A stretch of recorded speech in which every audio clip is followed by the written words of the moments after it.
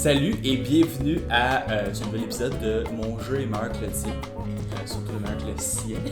Aujourd'hui, notre jeu, ça va être... On retourne dans le vintage. Ouais, le vintage, le vintage. Aujourd'hui, on parle des échecs. Ouais. Généralement, on vous dit, OK, ce jeu-là, il a été fait il y a 20 ans. Ce jeu-là, il a été fait il y a 70 ans, mettons le Monopoly. Mais là, les échecs, ça fait 15 siècles. Ouais, ça veut dire que genre plus vieux que ça, il faudrait qu'on parle du biche volé. Techniquement, le jeu serait né en Asie Okay. au 5e siècle, donc là, vraiment longtemps. Avec l'histoire, là, je vous ferai pas un cours d'histoire parce qu'on va être ici pendant 1 heure, là, mais mais avec le temps, en fait, c'est parti de l'Asie, ça a été amené par les Arabes dans le fond, dans le Moyen-Orient. Ouais. Puis ensuite de ça, ben il y a eu la conquête, les gens sont venus, fait que là les croisades, fait que là les Européens ont eu le jeu en leur possession. Donc les échecs, c'est probablement le jeu le plus joué à travers le monde. Il y a des compétitions, il y a des fédérations. Il y a même un homme qui a battu un ordinateur, qui a été battu par un ordinateur. Un ordinateur. Bite my shiny metal ass. Pourquoi on pense qu'on est capable de vous montrer des affaires qui sont meilleures que ça? Mais c'est parce que les échecs, c'est quelque chose de quand même très pointilleux. Puis il y a beaucoup de petits règlements que si tu connais pas, ben t'es comme OK, mais je le connaissais pas, fait que je me suis fait battre. Alors on va vous montrer des jeux qui n'ont pas de petits règlements cachés, de genre si t'amènes ta tour là, tu peux switcher ça avec telle autre pièce. Alors ma suggestion à moi, c'est Camisado. Alors Camisado, c'est un jeu de Peter Burley. Malgré son apparence vintage, en fait c'est un jeu relativement récent qui date d'il y a quelques années, dans lequel on va avoir des pièces blanches contre des pièces noires. La particularité, c'est que sur le dessus des pièces, il va y avoir 8 couleurs différentes. Et à chaque tour, en fait, quand la partie va commencer, il y a un joueur qui va lancer une pièce. Et le plateau, c'est des cases colorées. Donc quand tu atterris sur une case, la couleur de la case va dicter à l'autre joueur quelle pièce, en fait, il doit jouer. Donc si on gagne ou si on perd, c'est toujours un peu la faute de l'autre personne. Ce que j'aime de ce jeu-là, la première chose, c'est que je pense que je viens pas mal tout vous expliquer les règlements. C'est un jeu qui s'explique super bien. C'est le genre de jeu que quand t'expliques à des gens, ils sont comme c'est pas grave, c'est juste ça. Ben là, c'est facile ton jeu. Puis là, finalement, ils capotent là, après genre 5 minutes, ils sont comme je me suis fait avoir, c'est pas mal plus compliqué que ça. Puis là, finalement, ils ont sous-estimé le génie de Peter Burley. Oui? Ben mon jeu à moi, c'est Hive de John Yanni. Ouais. Puis, c'est... Moi, Je pense qu'on dit Laurel.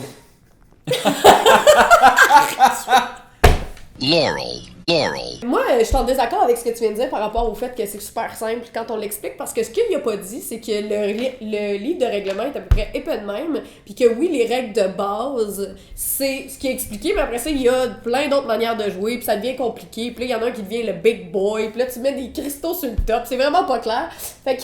C'est des règles avancées quand même. On n'est pas... Pour comprendre le génie de Camisado, t'es pas obligé de jouer avec les règles avancées. Oui, il y a des règles avancées avec justement des sumos, pas des big boys. Hein?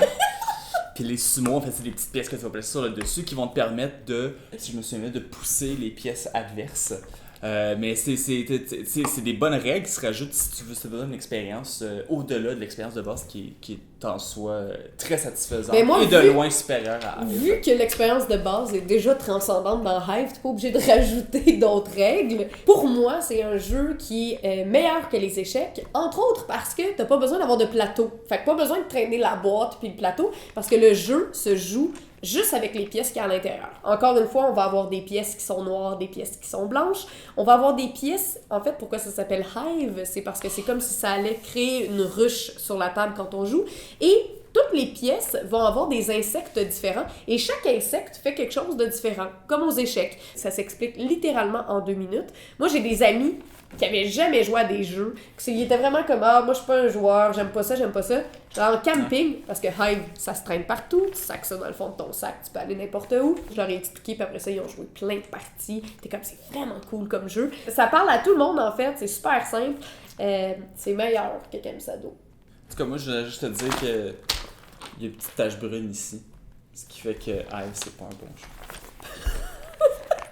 Ça fait juste prouver que je l'ai traîné avec moi puis que j'ai joué. Voici une liste de tous les jeux. En rafale.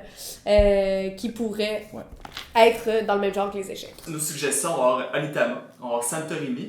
Von Yinch Punkt. En fait, tous les jeux de cette gamme-là, vous checkerez ça. Les boîtes sont laides, mais c'est bien beau. On va mettre ça parce que c'est... Et sinon, il y a un nouveau jeu qu'on vient... en fait, je sais pas si c'est nouveau, mais nous, récemment... Ça fait un bout. Mais récemment, on a joué à ça et on a vraiment aimé ça. Ça s'appelle TAC. Ouais. Et en fait, ça vient d'une série de romans de l'auteur de fantasy Patrick Rothfuss. C'est le jeu qui joue dans le roman, justement, qui a été adapté pour la vraie vie. Exactement, puis c'est super bon. Fait que TAC, T-A-K. Si jamais il y a d'autres choses qui viennent en tête, qui vous inspirent des suggestions aux échecs, ben écrivez-nous ça en commentaire, ça va nous faire plaisir de vous lire. Et aussi, on aimerait ça savoir qui gagne entre Camisado et Hive, donc vous pouvez aussi écrire ça en commentaire. La tache brune ou les belles pièces. Les big boys. Les big boys. La tache brune ou les big boys. Ok, alors on a décrit cette semaine notre cher Marc-Antoine, réalisateur en herbe. réalisateur en herbe et Julie Dumal. En fait, nous a concocté un défi. Il a pris des pages de Où est Charlie médiéval, parce que les échecs. Moyen-Âge, toutes ces affaires-là. Et il a trouvé, il va nous nommer 10 items derrière la caméra, et on va trouver ces 10 items-là parmi les 4 pages de Où est Charlie. Donc, vos 10 items sont, puis je les nomme juste une fois, fait notez-les. Un cheval à cheval. Une flèche dans les foufounes. Un point d'exclamation. Un pickpocket. Pickpocketé. Un petit papier avec un ruban. Ben voyons donc! Et les 4 Charlie. Fait que ça compte pour 4. Okay. Petit papier avec un petit ruban. C'est parti! Oh! Mais moi, ma technique, ça va être de trouver les Charlie en premier. Tu utilises ma technique à voix haute. T'as-tu déjà trouvé quelque chose? Ouais. Arc! Hey, celui-là, il est pixelisé en Moses, hein?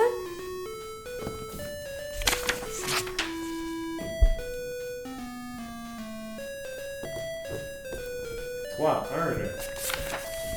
Ah non, j'en ai 2 moi. Ah ouais? Ah ouais. C'est top, là! C'est vraiment difficile.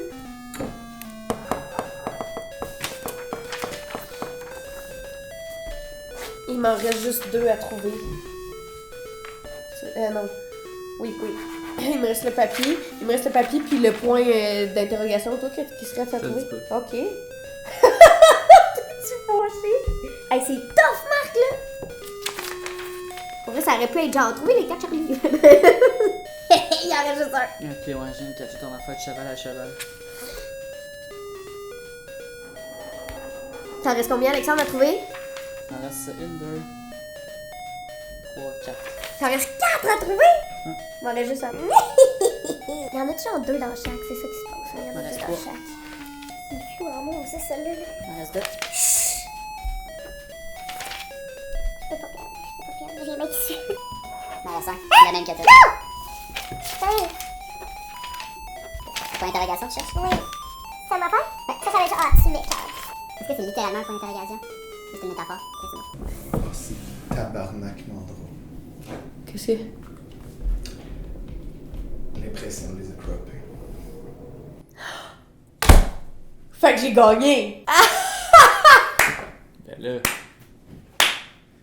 C'est anticlimatique, hein?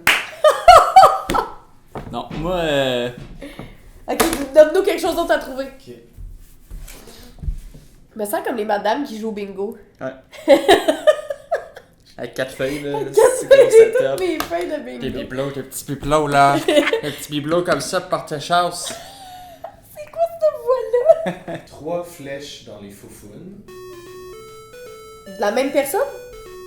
Il y a une personne qui a 3 flèches dans les foufounes?